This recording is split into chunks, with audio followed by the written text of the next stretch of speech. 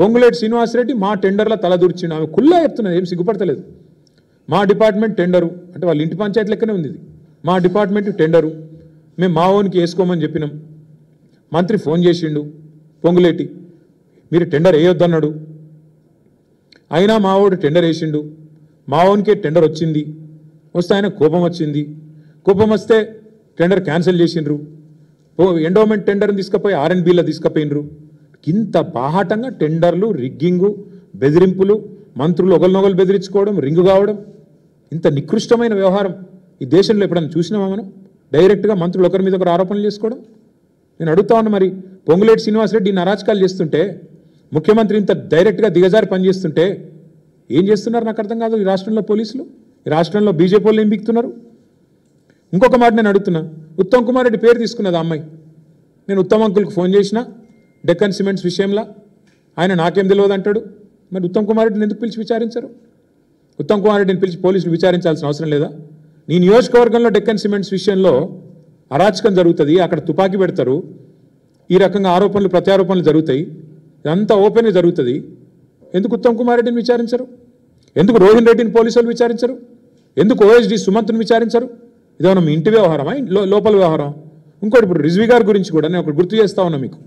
రిజ్వీ గారు గతంలో విద్యుత్ శాఖలో పనిచేసినారు ఇక్కడ ఈ ప్రభుత్వంలో, కాంగ్రెస్ ప్రభుత్వంలో. అప్పుడు కూడా కేసీఆర్ గారు 24 గంటల కరెంట్ ఇచ్చినందుకు కోపం మీద వీళ్ళు ఏదో కమిషన్ ఏదో వేసినారు, సిట్టింగ్ జడ్జితో, రిటైర్డ్ జడ్జితో. రిజ్వీ గారు అప్పుడు పాపం వీళ్ళకి సహకరించినట్టున్నారు. చూస్తుంటే ఇవాళ అందుకు కూడా నేను బలిపశువు చేసినట్టు కనబడతా ఉన్నది. ఎందుకంటే అప్పుడు ఏదో ఒకటి చేసి కేసీఆర్ గారి మీద బట్టగాల్చి బద్నాం చేసి మొత్తానికి రిజ్వీ గారిని బలిపశువుగా చేద్దాం మధ్యలో అనుకుంటే, వీళ్ళేం తప్పు లేదు అని ఆయన చెప్పినట్టున్నాడు. అందుకే ఇవాళ రిజ్వీ గారి మీద పగబట్టి జూపల్లి కృష్ణారావు అనే ఒక మంత్రి ఉత్తరం రాసి ఆయన మీద అక్రమార్కుడు, ఆయన ఏదో చేసిండు అని చెప్పి ఆయన మీద ఉత్తరం రాసే పరిస్థితి. అంటే వీళ్ళ వాటాల పంచాయతీ కోసం వాళ్ళ ప్రజాపాలన లేదు, గాడిది గుడ్డు లేదు, ఏది లేదు. ప్రజలు లేరు, పాలన లేదు, ఏది లేదు. మొత్తం దందాలు, చందాలు, మూటలు, వాటాలు, ఇది తప్ప ఏమీ లేదు ఈ రాష్ట్రంలో. ప్రజలు చూస్తలేరని మీరు అనుకుంటున్నారు. ప్రజలు ఈరోజు జూబ్లీహిల్స్లోనే కాదు, రాష్ట్రంలో గల్లీ గల్లీలో చర్చిస్తున్నారు. ఇంత అరాచకమా, ఇంత కిరాతకమా, ఇంత నీచమా, ఇంత చండాలమా అని మాట్లాడుకుంటా ఉన్నారు. పేదవాళ్ళేమో మేము తిరుగుతుంటే ఎలక్షన్ ప్రచారంలో శాపనార్థాలు పెడుతున్నారు. 100 రోజుల్లో అన్ని ఇస్తున్నాడు, వీని బొంద వీడేమి ఇవ్వలేదు, వీని ఓడగొట్టాలా, బొంద పెట్టాలా కాంగ్రెస్ అని పేదవాళ్ళు తిరుగుతున్నారు. చదువుకున్న వాళ్ళు గీ రౌడీగాళ్ళక మేము అవకాశం ఇచ్చింది, పారిశ్రామికవేత్తలకు తుపాకులు పెట్టేటోళ్ళు, మొత్తం రౌడీ ముక్కలు వేసుకొని ఊరేగింపులు తీసేటోళ్ళు, వీళ్ళ కోటేస్తామా అని చదువుకున్న వాళ్ళు చెప్తా ఉన్నారు. 420 హామీలు గంగలో పోయినాయి, 6 గ్యారంటీలు గోదావరిలో కలిసిపోయినాయి, పరిపాలన ఎక్కడో పోయింది, ప్రజలు ఎక్కడో పోయినారు. మొత్తం వ్యవస్థ మొత్తం అవినీతితో కుళ్ళిపోయి కంపు కొడతా ఉంది ఈరోజు ఈ రాష్ట్రంలో ప్రభుత్వం. మేము అగ్రికల్చర్ తీసుకొచ్చాం, తెలంగాణను అగ్రికల్చర్లో నెంబర్ 1 చేశాం, సాగునీరు అందించి కేసీఆర్ గారి నాయకత్వంలో. వీళ్ళు గన్ కల్చర్ తీసుకొచ్చారు, అగ్రికల్చర్ పోయింది, ఇప్పుడు గన్ కల్చర్ వచ్చింది తెలంగాణకి. మరి మరొక క్రైమ్కి మరొక పర్యాయ పదంగా తెలంగాణను మార్చే ప్రయత్నం చేస్తున్నట్టున్నారు రేవంత్ రెడ్డి గారు. నేను నిజంగా కూడా నా జీవితంలో నాకు 49 ఏళ్ళు, నేను రాజకీయాలని దగ్గర నుంచి 40 ఏళ్ళ నుంచి చూస్తున్నా, ప్రత్యక్షంగా పరోక్షంగా. మా నాన్నగారు పాలిటిక్స్లో ఉన్నారు కాబట్టి నేను ఎన్నడూ కూడా ఒక మంత్రి గారి ఇంటి మీదకి టాస్క్ ఫోర్స్ పోలీసులు పోవడం అర్ధరాత్రి, ఆ మంత్రి గారి కుమార్తె అక్కడ ఉన్న నిందితుడిని తప్పించడం, చివరికి మంత్రి గారే ఆ నిందితుడిని కారులో ఎక్కించుకొని తుర్రుమన్న విషయాన్ని మాత్రం నా జీవితంలో 40 ఏళ్ళలో నేనే చూడలేదు. మరి ఇక్కడ ఉన్న వాళ్ళు మీరు కూడా అనుభవం కలిగిన విలేకరులు ఉన్నారు, మరి మీరేమన్నా చూశారో నాకు తెలియదు.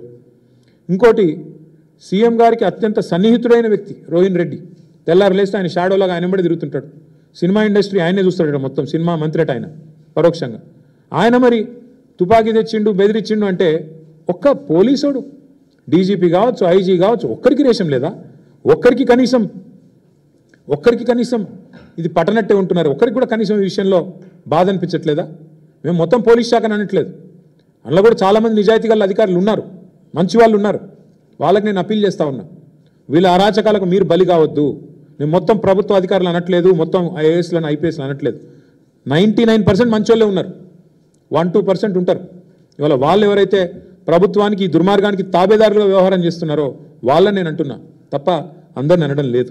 ఇంకొక మాట కూడా నేను చెప్తా ఉన్నా, అసలు ఆ డెక్కన్ సిమెంట్స్ డైరెక్టర్ని ఇప్పటివరకు పిలిచి విచారించిండ్రా?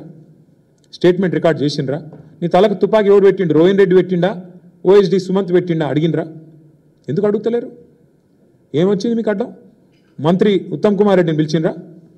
ఎవరిని పిలవలేదు. ఈ మొత్తం వివాదానికి కేంద్ర బిందువే ముఖ్యమంత్రి. ముఖ్యమంత్రి ఇప్పటివరకు నోరిపుతలేడు, పలుకే బంగారం ఆయన అన్నట్టు మాట్లాడతలేడు. అంటే ఆయన మాట్లాడకపోతే ప్రజలు మర్చిపోతారు అనుకుంటుండే ఏందో మరి.